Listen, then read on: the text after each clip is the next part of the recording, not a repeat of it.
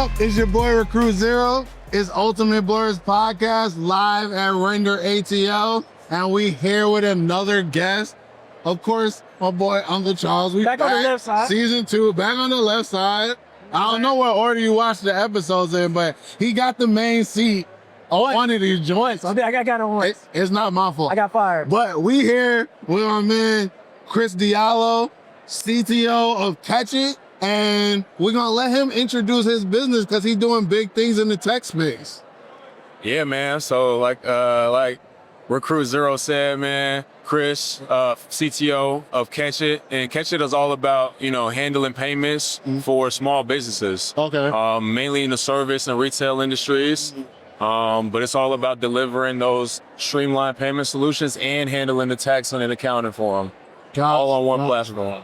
So it's like if I'm getting payments and direct deposits from a bunch of different places, it'll kind of streamline all that. So I don't have to be in a bunch of different portals. I can just come to Catch It. Exactly. And we focus on really the cusp of turning consumers into producers. Gotcha. So as a consumer, you're so used to using Venmo and Cash App and Zelle. But those are peer-to-peer platforms, man. They weren't meant for business. Gotcha. So we try to take people off of that and move them to actual business enterprise tools. Okay. Some people like that type of business, you know? Hey, man. So, but for those who are actually, above the table, let's say, let's talk a little bit about like how far digital payments have come, right? And so when we think about it at the beginning, it was just like paying online and it was PayPal, right? Right. And then maybe like Stripe came along at a little bit. And so, but just walk me through like where digital payments are today. Yeah. And it's actually a super exciting industry to be in right now. Because I don't know if y'all heard, but the SEC just recently passed a ruling that allows banks to hold cryptocurrency and stablecoin on behalf of consumers. So instead of now having crypto as their own reserves, they can now leverage whatever money you put into a 401k, into a Roth IRA, in the crypto. Okay. And so that's super exciting. And you mentioned Stripe. Stripe just acquired Bridge for $1 billion. And Bridge's whole infrastructure is based around being able to move stablecoin from different blockchains. Gotcha. So there's this huge push to get rid of all the old payment infrastructure, like all the Swift networks and everything that was, prehistoric and takes a long time, to this new era of digital payments, which is obviously, blockchain technology and cryptocurrencies. And we're seeing that at a grand scale. So for us, it's really about how can we deliver that to people that don't have the know-how or don't necessarily have the technical background or the experience in order to really leverage those tools. Right. Okay. So with that, I mean, of course, we're all used to digital payments now, tap to pay, whatever it may be. You may not have seen a dollar bill in months or years. Right. But in the larger question of that, in terms of decentralizing currency, going fully digital to where you're not holding hard currency, you don't have dollars under your mattress anymore. Do you think, outside of course, your involvement with Catch It, do you feel like, just as a citizen, as a person, that's a good trend or a bad trend to where you don't really own your money anymore? Yeah. I think the premise of blockchain technology and cryptocurrency is brilliant, right? Right. Verification, instant transfers, chargeback protection, all these amazing things that you get from the technology itself. Right. I think the way that it's moving is more in the commercial sense, right? Right. So it's getting commercialized. Yeah, As with any amazing technology, people are going to be there to profit off of it. And that kind of takes away from decentralization a little bit, right? Right. So it's really like, how can we continue to make it a community-driven process? For sure. That's going to be the big question. It's like, that makes sense. The whole idea of a blockchain, the whole idea behind Ethereum and Bitcoin is that it was a group of people that lived on this technology, and it had a self-verification system built into it. Right, for sure. Powered by math and tech, right? Exactly. And so how do we maintain that through all the commercialization and all the capitalism that's coming in and trying to profit off? Because it's hard to say it's decentralized if Then the next day after I tell somebody that, they're like, well, Goldman Sachs just bought $2 billion of Bitcoin. Exactly. I'm like, so you're clearly controlling the market at that point. Exactly. So when we talk about, also one thing that comes up with digital payments with companies, right, is usually the fees. And so I think we're getting lower and lower in certain fees. But how do you see that like playing out? Like if we start moving all digital and people start getting access to just being able to do like maybe peer-to-peer, or like how will fees and how will like the business model kind of change, do you think, based on that and like that adoption of this technology? Man, that's a great question. And I think this is something that we're doing right now as well. And I think we'll see it a lot more often. And that's having ownership over the data. And what I mean by that is like, you're right. You know, all these transactions getting lower fees. I don't know if y'all heard of X402. It's the agentic protocol that allows agents to send payments across the blockchain. So like AI agents. AI agents, exactly. Gotcha. It was a Coinbase initiative, completely new protocol specific for AI agents. And that's free. It's completely open source. You can get an agent to send money to a Bitcoin wallet anywhere in the world, right, for free. But the data is the most important thing, right? So a lot of that data lives on a blockchain, and there's a lot of context that's being built around that data through the consumer apps. So I think the model is going to be like, as with, you know, a lot of these other companies, even like when you think about Visa and MasterCard, how can you gain ownership of the data? And that's going to happen in the form of subscriptions. So these big companies are going to be able to process your payments at near zero fees and in such a fast way, but for you to be able to have ownership over, for example, your sales data or network data, whatever it may be, they're gonna lease that to you. And it's gonna be on a subscription basis. And I think that's where a lot of the money comes from. And that's what we do at Catch It as well. It's like really focusing on the subscriptions and giving you ownership and access to your own data. Got you. Okay. So with that, like you mentioned, the AI agents, the agentic network. How is that? Obviously that's here. Where do you see AI being involved in the kind of currency systems, all that type of situation in the near future and beyond?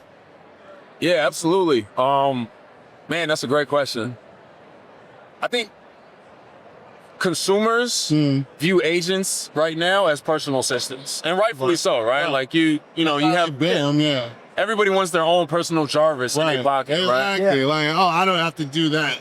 Exactly. Let's just give it to Jarvis. Jarvis gonna handle it. The British man in my pocket. Exactly. That's all on every time. Shout out to Ash Jeeves. Right.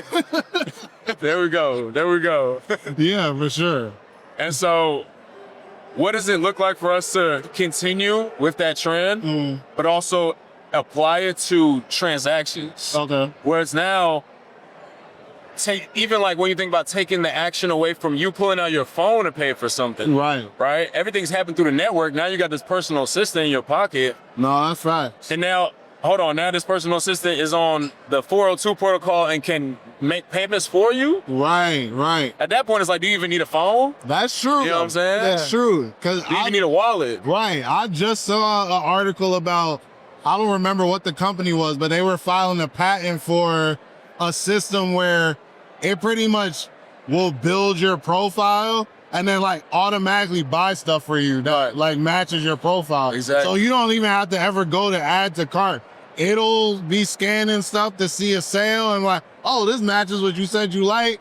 Buy, send the money, it come to your house, and you weren't even the human in the middle of the transaction anymore. Exactly. So, and I think that's the craziest thing with AI is like so many people are trying to replace their own hands. You know what I'm saying? Their own hands and their own thoughts. Like, let's just let AI take care of everything. I don't even want to think about what I want to go buy.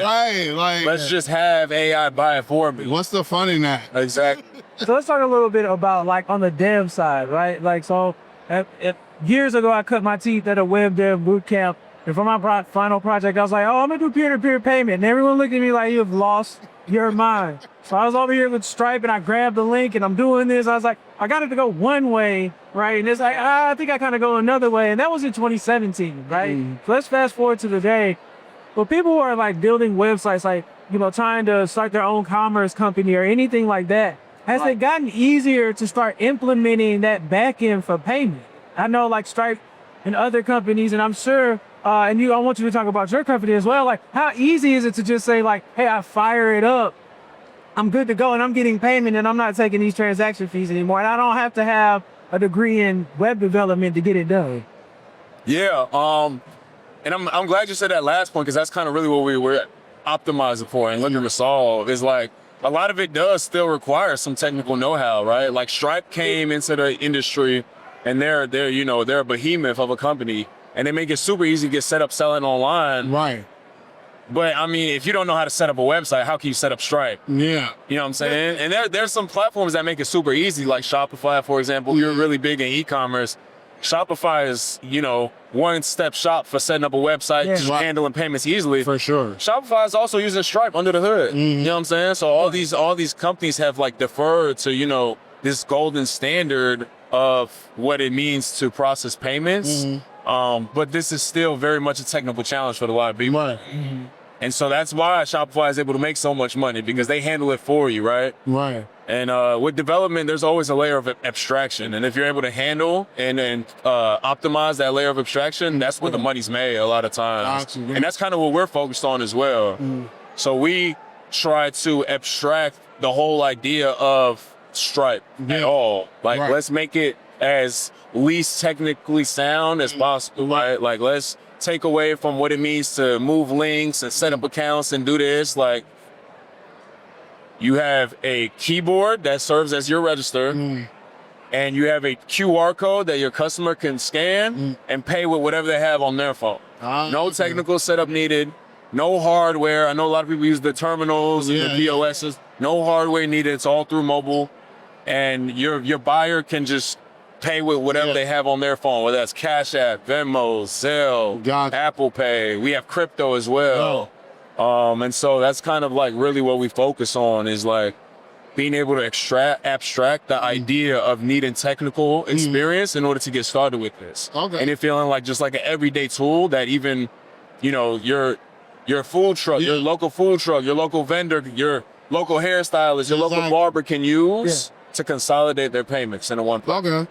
So with the whole dev conversation, connecting to that, I mean, we got a lot of those new AI tools like Cursor, Vercel, stuff like that. Replit. Replit. With that, do you see people just building their own apps to kind of fill that space, being competitors to what y'all doing at Catch It? Or is it like, it's not really in the same lane of what y'all doing? Because I've seen a lot of people like, oh, I don't want to buy that app or pay for that app. I'll just have the AI build it and code out something for me and make an integration and just roll with that. Well, let me ask, before I answer that question, let me ask y'all a question. Have y'all used like some of the cursors and the visas and the bolts? I used Vercel once to make like and this was, I got this idea from somebody else on Twitter, but they used it to code a dashboard to bring up like their sports team scores. And I was like, oh, that looked cool. So I just ran it and used the same prompt and saw what it came up. But I just did it like one time and played with it. I gotta use Replit. I use like Midjourney, a lot more creative stuff, Gemini, Notebook LM, that type of stuff. Usually, man, what I find is you need to know how to code or have a background in it, right? That the reason why I say that is I find that AI is great if you know what you're doing. Because it cuts out having to like get yelled at on Stack Overflow for 3 hours to ask a question. But it's just, hey, this is what's wrong with it. Is this what you were trying to do? Okay, we can help you fix it. And I feel like it makes writing a lot better, right? Like if it's already doing predictive writing, that's great. I don't know if I wanted to build my app all the way, because I found that when I'm trying to create and using AI in that capacity, it can't think, right? So it doesn't know the thing that I see in my mind's eye. And so it can't create that well. It can do all right. It's kind of like a Bootstrap, right? You know, Bootstrap website where you see one? It's kind of like, an AI, no human input, just AI only product where you see it, because it just functions a certain way. I mean, you said it perfectly, man. That's exactly what I was like. It's trying. I'm not. Don't get me wrong, man. It's like I use Cursor every day. You know what I'm saying? I use Cursor every single day, and it's an amazing tool. It like 10x's your productivity. Right. But you know what you're doing already. I think there's still a degree of like know-how that you need in order to really be able to like have productionized applications. Right. And I think that's the key difference. Like it'll get you 70, 80, maybe even 90% of the way there. But what does it look like for that to actually be a sustainable product and a sustainable application? Because I've seen people that are doing that type of stuff, and then they'll build something, be like, oh, I got this ad, I cloned it from this, and then like 2 weeks later, they'll be like, I'm getting attacked with DDoS attacks and such. You didn't add none of that because you don't know to add it because you're not a coder. Right. So exactly. And so yeah, there's definitely like, I think it helps in terms of productivity a lot. Like I'm able to, write code way faster than I've ever been. And I think this is what a lot of the big companies are looking at as well. It's like, how can we replace some of the low level and kind of like the mundane coding tasks with AI? But when it comes to like really big understanding of like orchestration and architecture and security policies and even like ethics, right? Like there has to be somebody with the actual background to be able to account for all those different aspects and conform it so that it's something that users can actually use at scale. Wow. You know what I'm saying? And it's secure and it's safe and it operates perfectly. Definitely. And so Let me ask you this, because you're the CTO. You hear about this a lot, and I want to get your opinion on it. Yeah. Is AI really going to take the entry-level coding jobs, right? The people who are maybe fresh out of school or boot camps, is it going to get to a point where those, and if it does, how do those people get into a company? Like if I'm fresh from something or I taught myself and I want to work with your company, then AI is kind of already doing that low-level work that I would do. How do I make my way into the industry? Man, that's a great question. That's something that I've been thinking about a lot as well, especially being somewhat of a young guy, The way I see it is so to answer the first part of the question, I absolutely do think that AI will, like even where it's at now, a lot of the AI tasks are being streamlined. Some of those low-level tasks are being streamlined with AI, if not completely replaced already. And when I say that, I mean, simple things like unit testing and like writing components and different things like that, which a lot of times that's some of the first projects you get as a junior starting off at a company.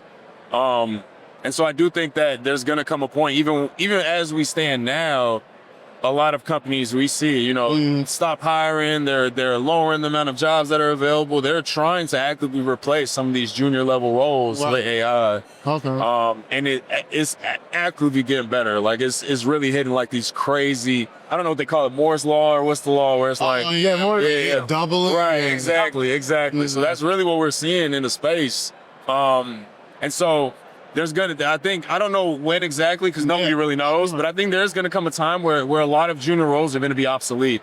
And I think the way that we cope with that, for the second part of it, is like, there's really two paths that I see flourishment in terms of development. Right. And that's either being very deep and very expert on a particular topic. So like really diving deep. You know how they say lay a foundation and go really deep on one thing? Sure. Like having that 1-2 things that you're really, really super, super proficient at, and AI couldn't even replace you in that aspect. For sure. Because AI is still very much a generalist, right? Like I don't think it'll ever, I don't want to say ever. Never say never. They're going to pull this up in the apocalypse. They're going to be like, whoa, hold on. You said we didn't have Skynet. No, for real. They're going to be like, wait, hold on, what was he talking about? But I don't think it's at a point now where it's capable of replacing some of the more higher level tech roles. And a lot of those come with expertise, right? Domain expertise that you wouldn't get from an AI model. And then the other aspect of it is being really proficient with using AI tools. Right. And using those to your advantage to essentially almost like manipulate or like, not manipulate, kind of like like being a cyborg. Like you're essentially like for sure. optimizing your skill set and improving it by using AI tools in ways that typically people don't. Exactly.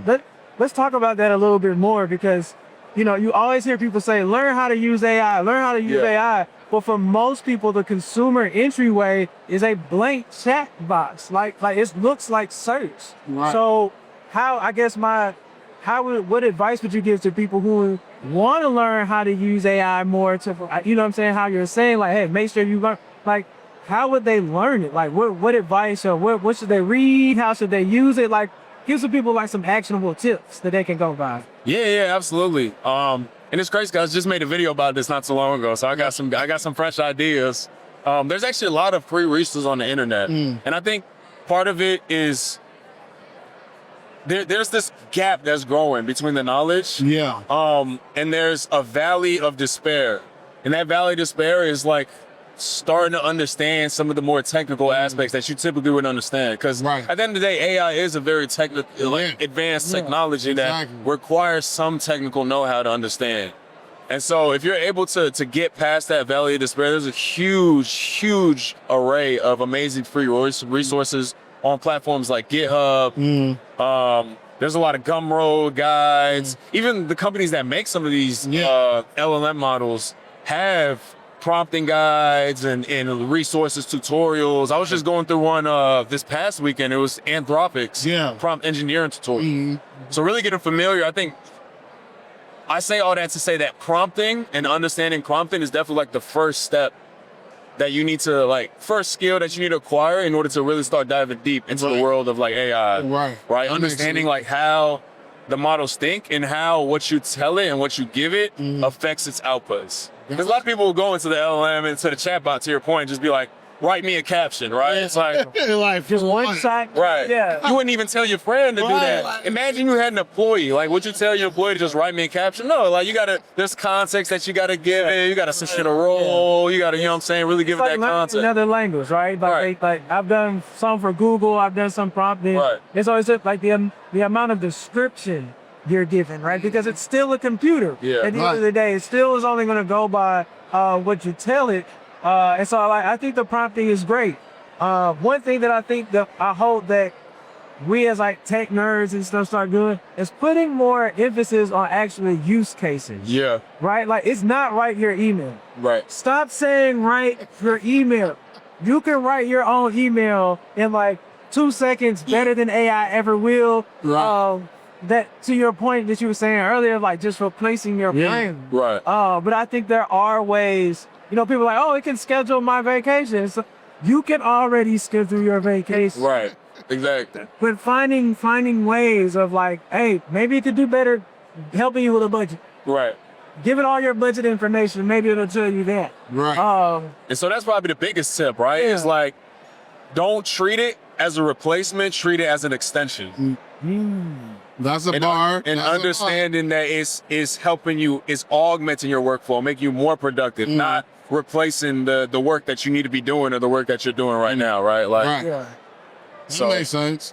So we like to, you know, as we get toward the end of the episode and when we're talking with an expert, we like to get what would be one piece of advice that you would want to give to people, you know, in the digital currency space, the AI space, whatever it may be, that they should take away from this episode.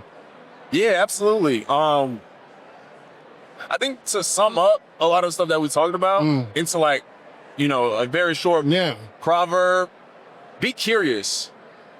You know what I'm saying? Like be curious, be explorative, and really look for things that interest you, whether it's digital currency, AI, shit, it could be real estate, you know what I'm saying? Whatever it is, be super curious in that niche and really dive deep, you know what I'm saying? And understand like understand the ins and outs of it and put yourself as one of those people that could be looked at as an expert, you know what I'm saying? Or could be looked at as somebody that I've been in this field and I know all the AI tools, so I know how to use them really well, right? So like being curious and being explorative and whatever it is you're doing is probably like the #1 thing that you will be doing right now, especially with, you know, everything that's going on with AI. It's like expanding your mind, expanding your knowledge base, and don't be afraid to use the AI tools to your advantage. Like I said, it's not something that's meant to necessarily replace what you're currently doing, but it does augment and improve your processes a lot.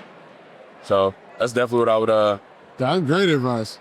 I've been curious for the past 2 days. We've been curious here. Getting films, getting info, got some more today. Like, it's here for you if you want. Right. Like both. The tools can either help you or hurt you. So we try to bring the information that all the tools can help you because we want to see y'all succeed. So it's Ultimate Blerds. I'm Recruit Zero. I'm Uncle Charles. And Kris. And we here and we out. We'll see you on the next episode. Peace. Peace.